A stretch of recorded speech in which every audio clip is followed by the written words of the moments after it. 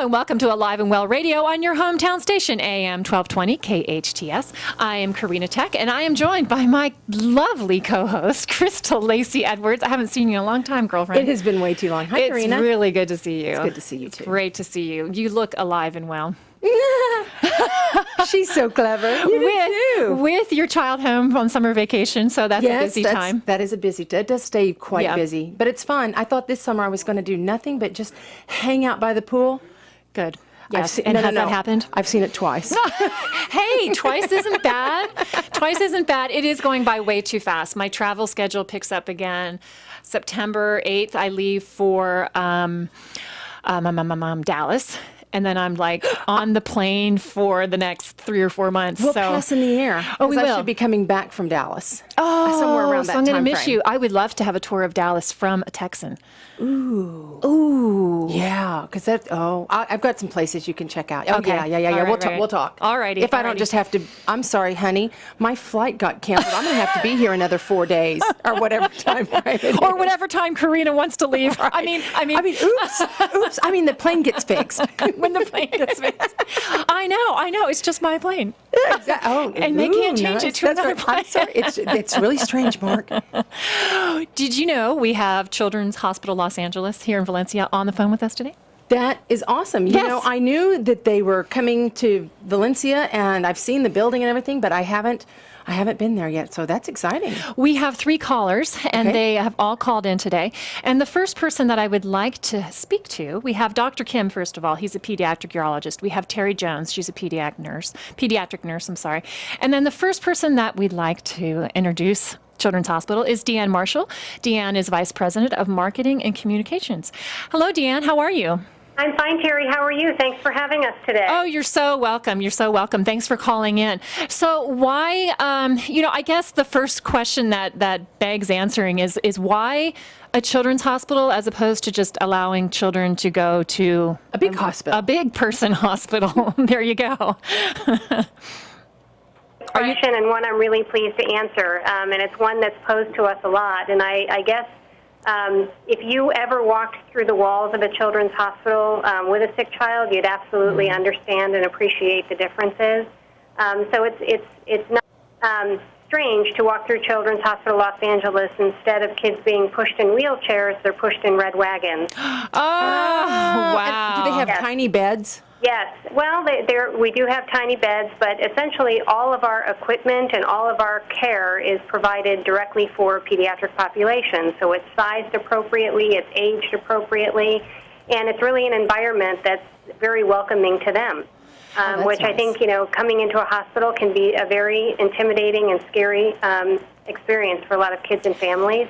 Well, what about me when I have to have surgery again? Can I come to your hospital? Exactly. Can you go as an adult? Can you arrange the little red wagon for me? Terry, I think you're going to age out on us on our age policy, but we'll do what we can. I don't think so. I think if you go mental age, I think I'm good. You're good. I think she would count it mental. Oh, but that's awesome that you have. Yeah, that's pretty neat. I've heard of hospitals where they have bears for small children, and they do things to try to welcome the children, but having an entire hospital that's built, quote unquote, for you, that's got to be a great experience for a child who has to be there. It is, and actually just last summer we opened a brand new facility, so it's literally a brand new children's hospital for children and families. And one of the other differences that we have here is we do have all private rooms. We have some semi-private rooms, but the key difference is we have day beds for a parent to sleep in with the child. Oh, nice. So those ugly blue fold-out chairs that all of us are used to sleeping in at a bedside are gone. Wonderful. And so there's actually really wonderful accommodations for the parents to room in with their children. So is this a fairly new concept, Deanne? I mean, I've heard of the painted turtle where chronically ill children come out and they have their kidney or the dialysis treatments. They have a whole host of treatments that go on at this, quote, summer camp. And so that the children can be in a room getting their dialysis, watching kids fish in the pond, and they're surrounded by maybe an underwater environment, or they're surrounded by, this Western environment. Is this a fairly new thing for children in the hospital situation?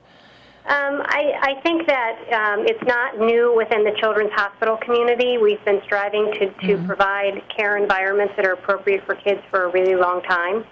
Oh, okay. So yeah. something that's a little more friendly. That's not something that's brand new then. It's going No, on. not within the children's hospital world. But again, most people have experience with adult hospitals, and Right. it is a totally different experience when you're in a children's hospital setting. Yeah, they need to change the adult setting next. Yeah, they do. Because we have more surgery, I think. Yes, I agree. We're scared. We're scared too. We want somebody with us also. But it's interesting because even within children's hospital, we've always said if we get sick, we want to come here. Yeah. Right. Now, how many children's hospitals are there? I know you have one in LA. How many are you in your system? There's actually that number I don't have right off the top of my head. I want to say that there's probably 50 children's hospitals my gosh. across the United States. That's awesome. Yes, and I believe there's 6 in California. Wow. But here's what I like to say about Children's Hospital of Los Angeles, because we're the oldest, newest, biggest, brightest, and best. Oldest and newest? Oldest and newest, believe it or not. We were the first freestanding children's hospital in all of California. Newest in terms of we just opened a brand new campus last July. Oh, okay. Biggest, we have more beds than any other children's hospital in the state. We have 603 beds, licensed beds for just children. Brightest, we have an affiliation with USC, so all of our faculty are also on faculty at the University of Southern California, which is incredibly important to be a teaching hospital, which means we're a very cutting-edge hospital. We also perform research here.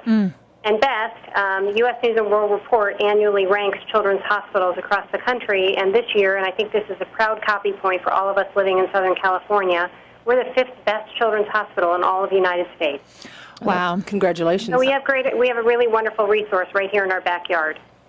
Now, Deanne, I have a question. You're talking about the numbers of beds and the numbers of hospitals. Are our children, is this a number that you have, are our children in this country getting sicker, or are they just being treated differently?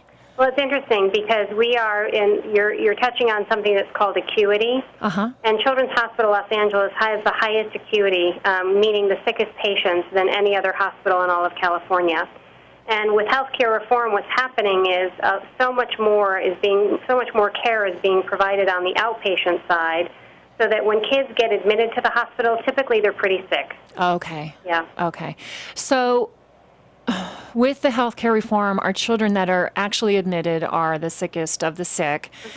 But I guess I have to go back to my original question, and maybe you don't have an answer. Maybe no one has an answer to this. But from what I read and my own experience with looking at things in journals and media and whatnot, are our children getting sicker? Or are we getting sicker younger?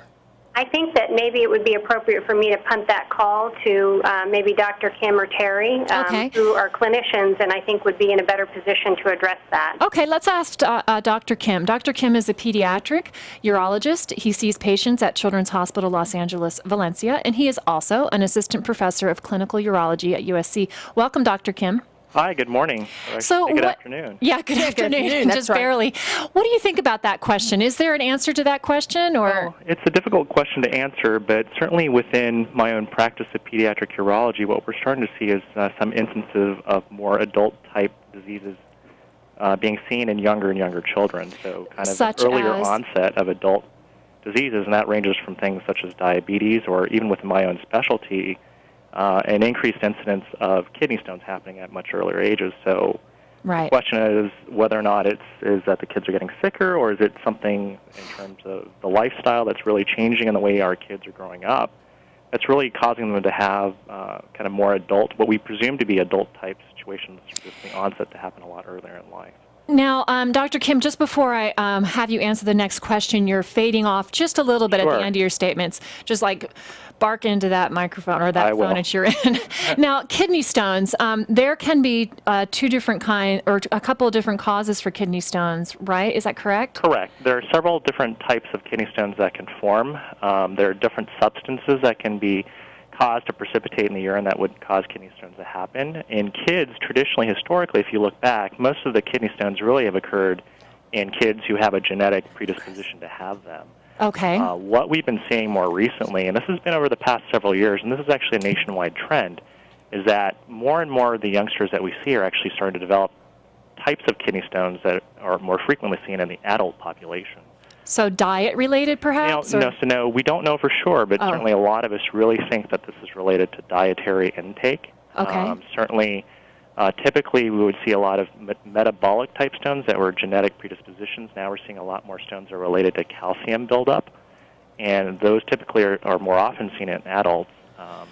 Now the question is, well, what is the real cause of those kidney stones happening, the more adult-type kidney stones? And a lot of us in the pediatric urology research community do feel that it's related to dietary intake. And what kind of diet is leading to these kidney stones? And you said these are the kidney stones that are primarily calcium? Correct, more calcium-based kidney stones. And so there's a lot of speculation, but I think a lot of us are, none of this has actually been fully borne out with research yet, but high salt intake is one of the presumed culprits.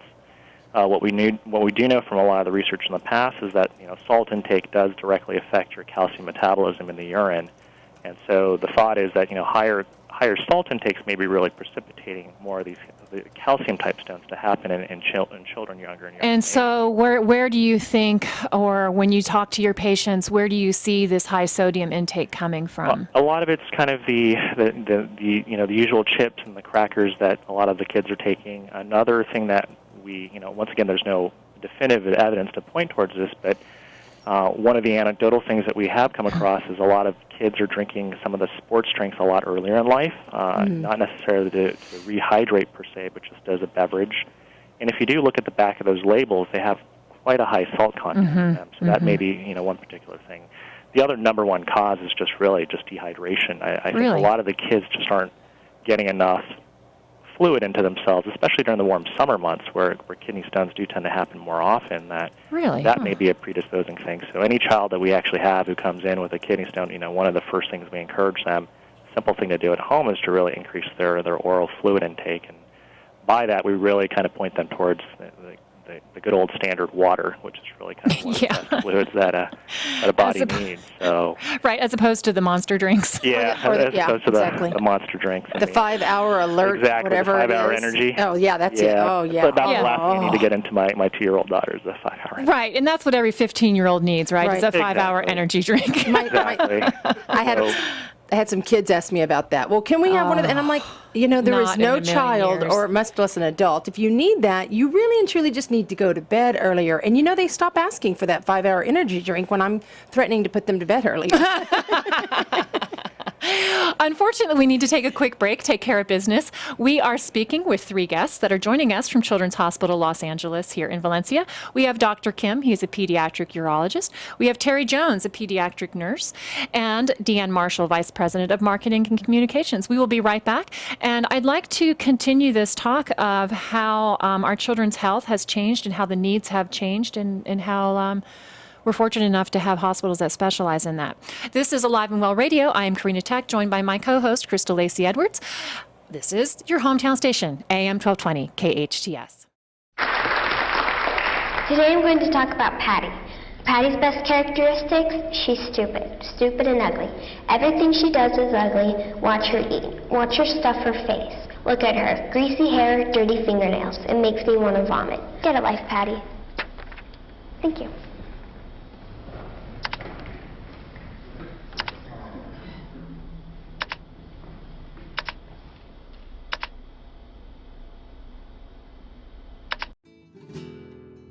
Rancho Camulos, Ventura County's first historical landmark, was a Mexican land grant awarded in 1839. History lives on at the 13-acre museum of Rancho Camulos. Take a tour highlighting the rancho's operation under 3 generations of the Del Valles. Visit the birthplace of Ventura County's first working winery and learn about the mysterious history of Helen Hunt Jackson's Ramona. Visit ranchocamulos.org or call 805-521-1501 for information on tours, museum hours, and special events. Located off the 126 in Piru, Rancho Camulos, where hospitality calls home.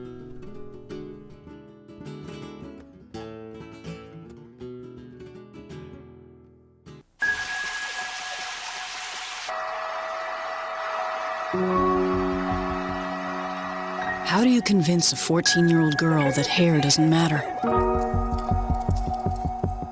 When the diagnosis is childhood cancer, where can parents turn?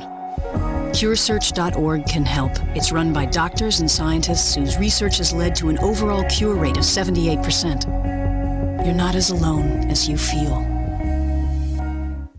Hello and welcome back to Alive and Well Radio on your hometown station AM 1220 KHDS. I'm Karena Thek, joined by my co-host, the gorgeous, the amazing. She has her Master's of Science in Exercise Physiology, Crystal Lacey Edwards. Ooh, what a great introduction. Thank you, Karena. Well, you're just I so like amazing. We also have 3 guests joining us from Children's Hospital Los Angeles, Valencia. It is an outpatient medical group staffed by 9 hospital pediatric specialists in 8 pediatric specialties. I want to welcome back Dr. Kim. He is a pediatric urologist. Terry Jones, a pediatric nurse, as well as Dana Marshall, Vice President of Marketing and Communications. Welcome, everyone. Thank you. Hi, Happy to thank be you. here. I would like to revisit our topic of children coming down with diseases of the older. So adult illness being seen in children. That I'm 43 years old. I don't ever remember one of my friends being out because she had kidney stones or diabetes, and I don't really remember seeing a lot of fat kids either. So I think that's the one I want to talk about next, is the problem with childhood obesity and possibly tied in with type 2 diabetes. And Dr. Kim, I'm wondering, with your practice as a urologist, is that something, are you seeing kidney problems with your children? I'm sorry, kidney problems in conjunction with childhood obesity? Obesity or type 2 diabetes? Yeah, so this is actually something that we looked into, looking at the rise of kidney stones in children. So in the adult literature, there's actually been some pretty good evidence to link obesity with the increase of kidney stones in the adult population. Okay. We did look at this in a report that we had come out last year, and certainly there's a lot of speculation and theories that may point to obesity as a potential cause for kidney stones, but we really didn't find this to bear out in our research study, which was sample size conducted in Philadelphia. Okay. But what we do absolutely know is that obesity goes hand in hand with I think what we call metabolic type syndromes that certainly can play a role with the increase in diabetes. Now, we still haven't fully figured out what role that metabolic changes that obesity really imparts and how that affects the urinary tract system. And certainly there's still a more ongoing investigation happening around that effect. So certainly it's been one of those issues that, at least within the pediatric urology community, has garnered a lot of nationwide attention over the past several years. And it's something that's really kind of caught us off guard over the past several years with the number of kids who are coming in. And certainly we're working hard as a research community to really try to find out what are the causes. And as coming from the research community, what is the strongest evidence, or if you were talking with a couple of friends, I guess like you are now, would you be saying, yes, we are seeing a rise in obesity, and we believe, we might not have all the evidence, but we do believe it's tied in with children having different adult diseases? Right. Right, so okay.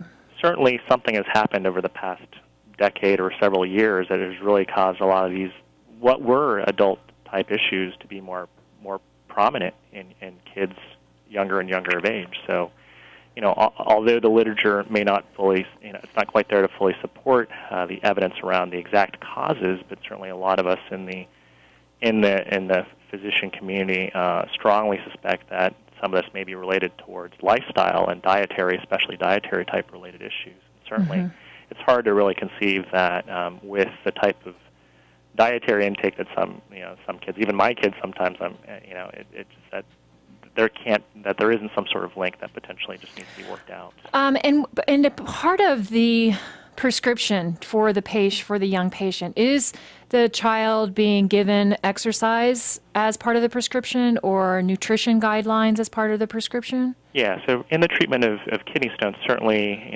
exercise should be, in my opinion, universally recommended for children across the board. I just don't think that kids today are getting enough exercise compared to what I remember growing up as a child. Right. But as part of the overall plan on looking at how to prevent kidney stones, we certainly look at nutritional type aspects. Certainly we give some basic common sense guidelines in terms of making sure that they're adequately hydrated. But as part of that, we also give guidelines as to what sort of foods that may be kind of risk factors for promoting kidney stone formation. So that's part of the overall treatment plan, if you will. Certainly part of it also includes a more detailed look at what's going on in the urinary tract system and blood that actually may be contributing to kidney stones. So the issue with kidney stones is once you have them, you have a pretty high likelihood of getting them over and over again throughout your lifetime. And we know much more about this in the adult setting, but if you're an adult with a kidney stone, you're at pretty much a 50% chance of getting another kidney stone over the next 5 to 10 years. Oh, and nobody wants to hear that. Nobody wants to hear that. If anybody's known anybody or have unfortunately had a kidney stone, it's an extremely painful and debilitating problem that needs to get addressed. So my main concern is that, if we are setting this disease cycle forward to younger and younger children, we're talking about a much longer lifetime of care that they're really going to be potentially impacted with pain and disability. And cost. And all the other cost, exactly. So, I think one of the emphasis that we have at Children's Hospital Los Angeles is really trying to, and this is across the board with our research effort here, is to really find the etiologies and to really, focus on what are the causes and what can we do to change this, because, it's a kind of a frightening scenario if you think of. I think it's incredibly frightening. So, we're doing our best to go ahead and continue the research efforts as well as, focus on giving some common sense advice, I guess, as physicians that makes sense. And certainly if a child were unfortunate enough to have an issue, to be there to kind of tend to their needs. And so right. That's Crystal has a question. Sure. Unfortunately, we have to jump to a break, but tell us what the question is so they can think about it on break. I'm just curious, Doctor, how do the parents react to you when you tell the parents that they need to adjust the diet, whether it's processed foods or more fruits and vegetables, more water?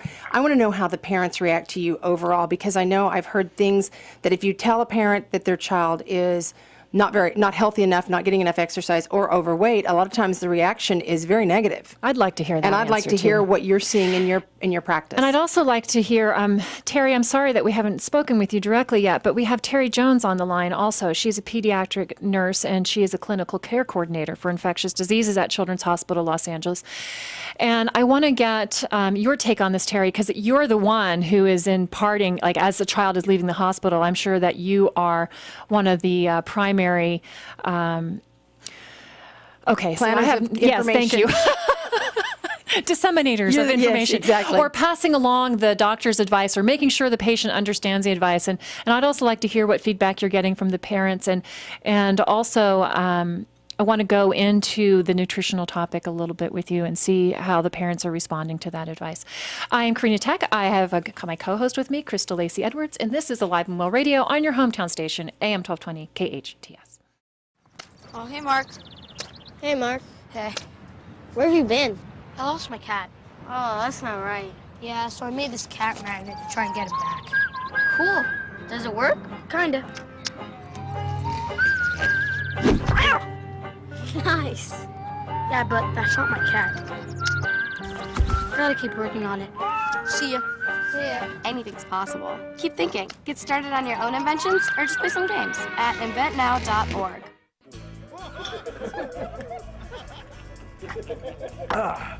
Hey, Mike, give me another one. The cost of one more drink, $4.50. The cost of a DUI, severe fines and loss of freedom, causing innocent loss of life, unimaginable. The value of acting responsibly?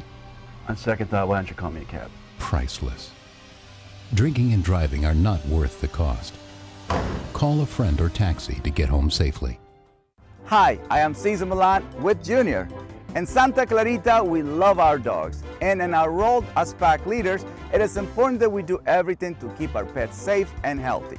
This is why it is so important to license your dog through Los Angeles County Animal Control. Licensing your dog will make it possible for them to be returned to you in case they get lost or stolen. You will also get important reminders when your dogs are due for vaccination. Show your dog you care and license them today. Flu Hello and welcome back to Alive and Well Radio on your hometown station, AM 1220 KHTS. I am Karena Thek. I am joined by my co-host, Crystal Lacey Edwards, and we are speaking with 3 guests from Children's Hospital Los Angeles, Valencia. Children's Hospital Los Angeles is an outpatient medical group staffed by 9 hospital pediatric specialists in 8 pediatric specialties. I want to welcome back Dr. Kim.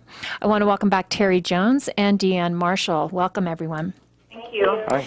And we want to pick up, Krista, I'll let you repeat the question that you had. Really? Yes. I'm not sure I can do that. No, I'm just kidding. What I was really interested in is how the parents are responding to, as Karena said, the prescription that you are giving them that includes the exercise and drink more water and don't eat so much fast food or processed foods or boxed foods, however you're stating it, about the nutrition and the advice you're giving. How are the parents receiving that for the kids? Well, certainly, it's one of those things. Really, you're talking about changing a lifestyle right. for your child, and that's always sometimes a difficult thing to do, especially when you're kind of set in a specific pattern. But if you were to have a child with an issue that's health related, that somehow, some way, dietary modification or lifestyle modification could go a long way. I found that most parents are receptive to that. Oh, that's good. Because of the kidney stones are extremely painful, and once you've had a child with that, I don't think any parent would want to have that happen again. And so, obviously, you have different levels of motivation with different families and circumstances surrounding their ability to make those modifications. But by and large, I think that's one of the big things that I think, as a physician, is just I can't overstate how important it is to have the families really motivated and bought in to really achieve a healthy lifestyle, but for their kids and also for their families. So, and certainly, Terry would probably be another person who could comment about. So, Terry, let me just reintroduce you, Terry. Terry is a pediatric nurse. She is a clinical care coordinator for infectious disease at Children's Hospital Los Angeles, and she has over 20 years' experience in the care of surgical patients. So, Terry, as you are, I want to say dismissing, I'm pretty sure that's not the right word. As you're letting these patients go home. As they get to discharge. Discharge. I knew there was a good word for that. That's good. As you're sending these children on their way, are you having the same experience that Dr. Kim is, that they're like, we'll do anything so my kid doesn't have this pain again? Or what kind of nutritional topics are you covering, or what kind of feedback or pushback might you be getting? Well, I'm part of the RN Remedies blog that we do here at Children's Hospital LA, and one of the blogs that I did was on obesity and diet and health issues like that. And I think that when you're talking to parents about a child who might not be having optimum nutrition or optimum health, that we use like sort of a team approach here, where the doctors discuss it with the parents and we as nurses discuss it with the parents. And the child, depending on the age of the child is always involved in those kind of discussions if they're of age to be involved. And then we have a nutrition department that also educates the parents and the like. And so I think that, even though you might get pushback at the beginning with all the education, if you can educate someone into understanding the disaster that befalls them if they don't change their lifestyle, that I think that you get a better result, and obviously here in the hospital we're limited by the time the patient's here, so it's really important for the outpatient setting to follow up on that. And is there a way for them to follow up on that? Is there a resource or a support system outside for the nutrition part of this? Right. Well, definitely with their doctors, we'll follow up on what the recommendations were from inside the hospital, because part of what we do when a patient is discharged is we give them discharge instructions, which would include a diet or program like that. So in their office visits subsequent to their discharge, then they would follow through on those recommendations. So it's basically each individual physician and the way they run their family practice or pediatric services, and how much help that the family might get on learning what things to do and what not to do and how to make it work in their life. Is that right? The individual physicians are the ones who take that ball? Right, exactly. Exactly, because when we're in the inpatient setting, like I said, we're limited by time that they're here. We don't, as a clinical care coordinator or pediatric nurse here in the hospital, I don't follow them as, at this point, I don't follow them when they leave. Right. We do the best we can to educate them here, and that's one reason we use our blog. At chla.org, we have the RN Remedies blog, and that's why we use that to disseminate the information. because then it helps us be able to, disseminate it widely, and, they can always refer back to it for, suggestions or diet recommendations. I mean, just, general diet recommendations for just keeping healthy. Right. I find that being in the fitness rehabilitation industry, I find that there needs to be just so much support. The position that we're in, we get to see people 2-3 times a week. So we're constantly checking back in with them about what's happening. And I'm hoping that sometime in the future, nutrition will, and maybe even fitness will move, because right now we have the physical therapy option is available to most patients. Right. I sure would like to see nutrition move into that same arena where it's more readily accessible. So it's not a check-in with your doctor to see, are you following this, but it's more of an educational, ongoing thing for, 8 weeks or something like that. Absolutely. Absolutely. And it would really help that the people, I agree with that, that when you follow through, to have the same person who recommended it follow up with you, right? Is definitely, would be helpful. Because from my end of it, where I'm working with these clients steadily, I'm seeing them, like, again, 2 or 3 times a week. I say, so how is your diet? I eat really well. Right. That's great. That's great. And then I ask them, what do you eat? And they don't eat really well. They're kidding. They're totally kidding. And I think one of the most poignant things I ever saw, have you seen that show with Jamie Oliver where he goes in, the chef that goes in and tries to change the diets at public school systems? He did that, yeah, I saw the one in West Virginia, and everybody was talking about it, so I thought I'd watch it. And I'm not big on reality shows. I'm so glad I saw this show, because this young woman, young girl, she's 16 years old. He said, so what's your motivation? Why are you so excited about this program? Because there are a lot of kids at your school who are not excited about this program. And she said, well, last time I saw my doctor, he said I probably only had 5 or 6 years left to live. And she type 2 diabetic, the cholesterol, the heart meds, the this, the that. She's 16 years old. Yeah. And Jamie asks her mom, so what are you doing about this? Mom has not a clue. Mom starts crying, so I just feel like I guess what I'm trying to say is thank you for writing that blog, to give parents, there just has to be some ongoing support in terms of diet, because if you think about, I'm taking an antibiotic right now, so I take it regularly, and then, the infection's gone or whatever. Right. But I think about people putting food into their mouths and how much it changes their system, 3, 4, 6 times a day. There's nothing stronger than changing that lifestyle. And it's obviously our hospitals are, we're talking about acute situations. Right. I sure wish that somewhere along the line we could bring back, and teach some common sense or have a way to do that. So I think your blog is doing that. So thank you. Thank you. I can't wait to see it. I have not seen your blog, Terry, but I will be going to look it up after this, because I think that that's great information, because I do think that people are so overwhelmed with information, but yet not the meat of actually how they personally can make some of those changes. And it just seems so overwhelming that they give up. Right, so that's what I was going to say. I really think that people, you give them all the best advice when they leave the hospital for the families, and then they get home and they can't make it work, or they don't know how to make it work. And if somebody, and they do give up, and so if somebody's not double checking or following up with them, the program they've been given caves in. Right. And I think that's part of the problem is just getting people to follow up and understand the importance of nutrition. I think some people are just clueless when it comes to nutrition and good nutrition. Well, and even if they're trying their darndest, there's so much bad information out there. Absolutely. I mean, it must be so frustrating in the medical community. It's frustrating for me. I'm not in the medical community. I'm on the fringes. It's so frustrating for me to have to come in and debunk these myths, practically on a daily basis. Right. So I totally understand. So you probably are seeing people who were, feeding their kids the best they could, and here they have, they end up with kidney stones. The child who is a soccer player, and so the parents are giving them, Gatorade as much as they can pump into them, and they end up with a kidney stone.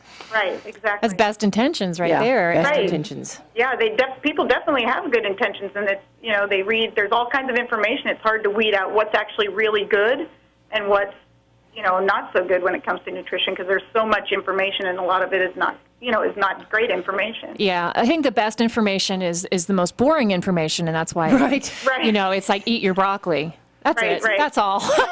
On my blog, I gave a few little hints of how to put vegetables in kids' diets. That's good. With, some tricks about how to do that, because you can definitely read that at chla.org. chla.org. Wonderful. Exactly. And Terry, I wanted to also talk to you, switch gears a bit here. With children, my girlfriend, her daughter went in for a tonsillectomy,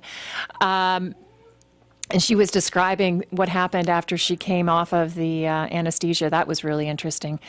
And then also, you talk a little bit about alternative pain control methods. So are these in terms, these for children, or is this in, I mean, obviously for you it's children, but are these things that work for adults, and what are they? Right. Well, here at Children's Hospital LA, we do have alternative pain. We have clinics where you can receive acupuncture.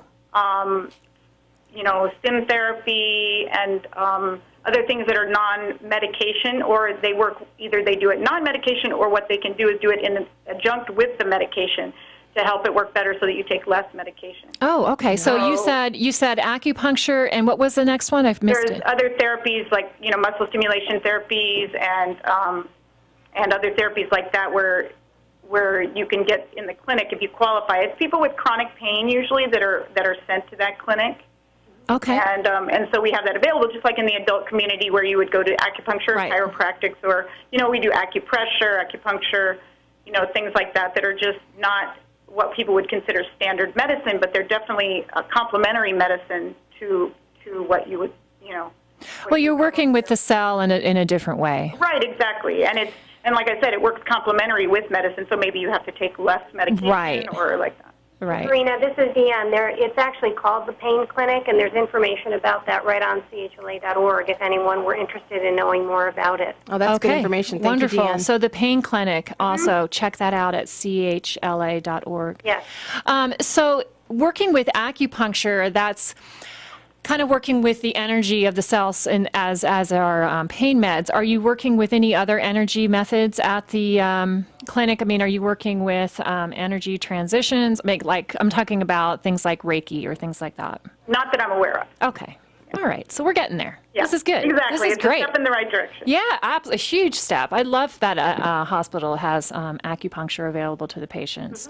I think for me, my own personal experience with acupuncture, and Crystal, maybe yours is different, but for me, when I've had chronic pain in the past, I think the best benefit from it was that it calmed me the heck down. Let you relax a little bit. The people around me were very happy. Because I know that for me, when I have physical pain, that my anxiety can go up because it affects my career, affects what I do on a day-to-day basis. I don't have the opportunity to go lay down and take a nap usually. Right. And so my anxiety goes through the roof very quickly. And I know that those alternative pain methods work really well, and I can still work. So, I'm not going to take an anxiety med because for me, that's not an option. I have to work. I have to drive and whatnot. Right, exactly. And for children, I would think that parents would want to move in the direction of something that could... Less medicine. Yeah. Just in general, for most people, because there's always side effects, whether it's food or medicine. Of course. Yeah. Of course. We have to let you go now. I want to thank you, all three of you again. Our three guests today were from Children's Hospital Los Angeles, Valencia. We had Dr. Kim. He is a pediatric urologist. He sees patients at Children's Hospital Los Angeles, Valencia. He's also an assistant professor of clinical urology at USC. We've had Terry Jones. She's a pediatric nurse and is a clinical care coordinator for infectious disease at Children's Hospital Los Angeles. And she has a blog that you can check out with nutrition, with alternative pain control methods, all kinds of things on her blog at chla.org. Also on chla.org, you will see more information about their pain clinic. And I also want to thank Deanne Marshall, who is Vice President of Marketing and Communications at Children's Hospital Los Angeles. And before I really let you go, Deanne, is there anything that you'd like to mention about the hospital that we haven't mentioned? No, I think just the closing copy point would be the fact that we now have an outpatient clinic in Valencia. And so we're taking our brand and world-class care right into your neighborhood. And the facility is open, and we're actually having an open house on Thursday evening. Oh, wonderful. What time?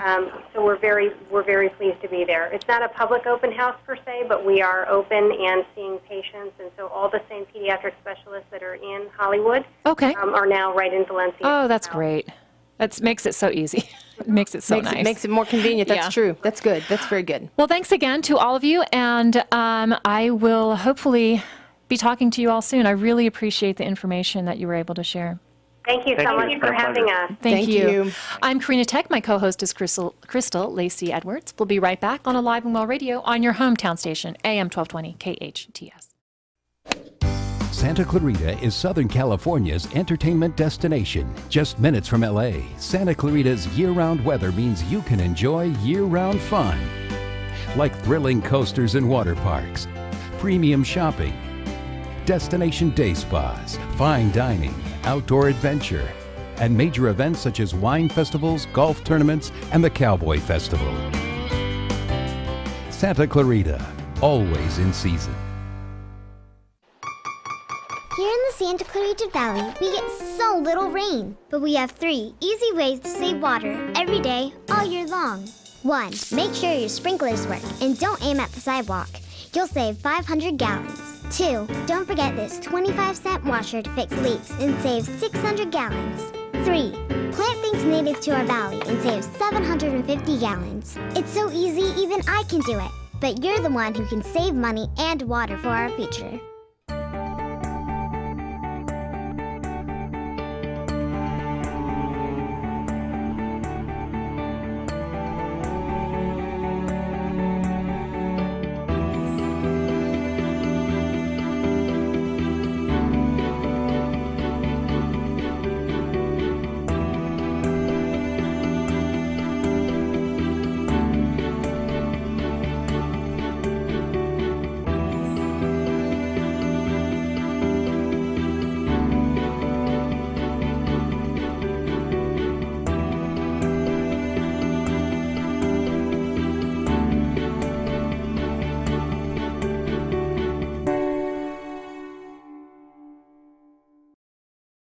Hello and welcome back to Alive and Well Radio on your hometown station, AM 1220 KHTS. I'm Karena Thek. I'm joined by Crystal Lacey Edwards, my co-host. Woo-hoo! That was a good show. That was a good show. That It was a lot some of really great information. And they're out here. Where are they? I know they're out here. Tell me where they are.